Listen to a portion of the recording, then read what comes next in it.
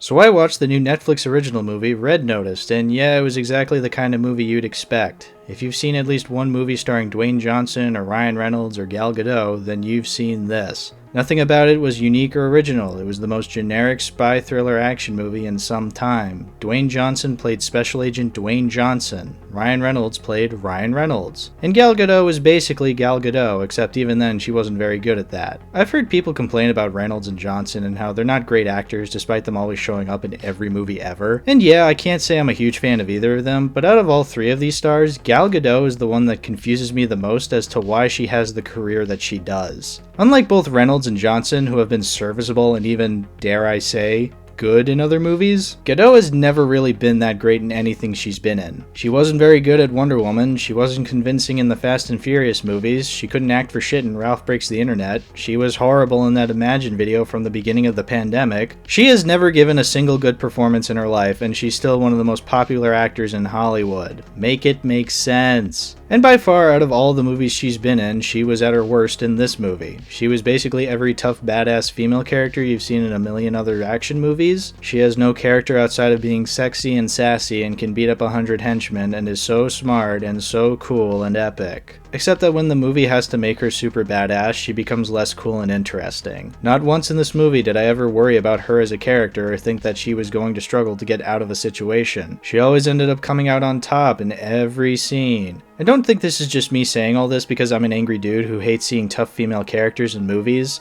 I also didn't like either of the guy characters. Dwayne Johnson was his usual tough guy self that lacks any charm or charisma. He's just always the tough badass guy who is never shown in any negative light. He has no character outside of being tough and cool and epic. He's just as bland as Gadot is, but at least he can act slightly more convincingly. And then that leads me to Ryan Reynolds, who unfortunately is the best actor in the movie. I've never been a huge fan of Reynolds' smarmy, wisecracking shtick that he brings to every movie, but at least it shows that he's trying. He at least has some idea on how to be charming and likable as a leading role. He's not amazing and can get quite irritating pretty quickly, but it's better than these two dopes who act like they're in a Channel Awesome sketch. I haven't even said what the movie is about, but honestly, do you really care? I don't even think Netflix gave a shit about what the movie was about. They were just happy to have a movie starring three of the biggest actors in the film industry. Just look at how awkward this poster is. Doesn't it just tell you everything you need to know about what the movie is about?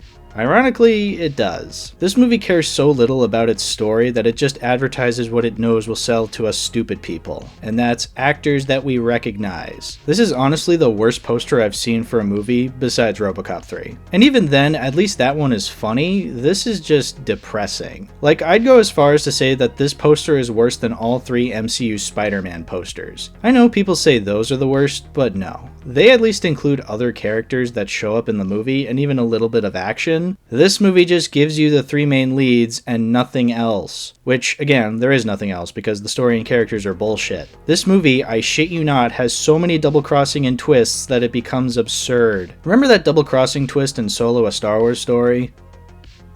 Remember anything at all in Solo besides how he got his name? Yeah, basically that, but for the whole entire movie. Most of them don't even make any sense. The big reveal is that after the whole movie, when Ryan Reynolds and Dwayne Johnson were working together, it turns out that Dwayne Johnson and Gal Gadot were working together. And the movie tries to justify this by showing flashbacks to earlier scenes where it thinks Dwayne Johnson was hinting at the fact that they were working together the whole time. Except there are numerous times when Dwayne Johnson is put in danger and Gal Gadot doesn't help him. It just so happens that he's able to get out of all those dangerous situations and live to get to the moment when Ryan Reynolds finds out about them. Which begs the question, why wasn't Ryan Reynolds in on their secret plan? By the way the movie is advertised by showing the three of them together, it seems like all three of them are mastermind criminals working together, but they never form a team until the very end where it teases a sequel that I just assume is going to happen because even though this movie's getting lambasted, Netflix just hates making good shows and movies. They'd rather cancel good stuff like The Dark Crystal Age of Resistance and BoJack Horseman, but then make 3 Kissing Booth movies and 5 seasons of Big Mouth. They are actively making garbage pile after garbage pile and occasionally pumping out a decent show like Squid Game, which also happens to have some bullshit Netflixisms to it anyway. Remember a couple of years ago when Netflix was seen as one of the best things to happen to entertainment? Remember when it had unique and interesting shows like Stranger Things Season 1? Now it has annoying cliched borefests like Stranger Things Season 3?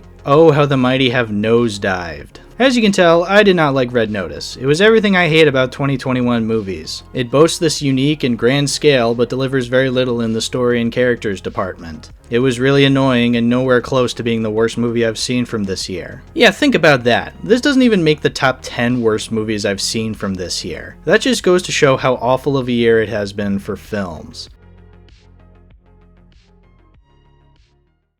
Oh man, I don't want to end on such a sour note. I guess instead of Red Notice, watch Finch. It's on Apple TV and it stars Tom Hanks. It's about a guy who goes on a post-apocalyptic adventure with a robot and a dog. It was decent. I mean, it was a million times better than Red Notice, but it was basically just a worse version of WALL-E. You know what? Just watch WALL-E. Who are we kidding? It's the best movie out of this bunch.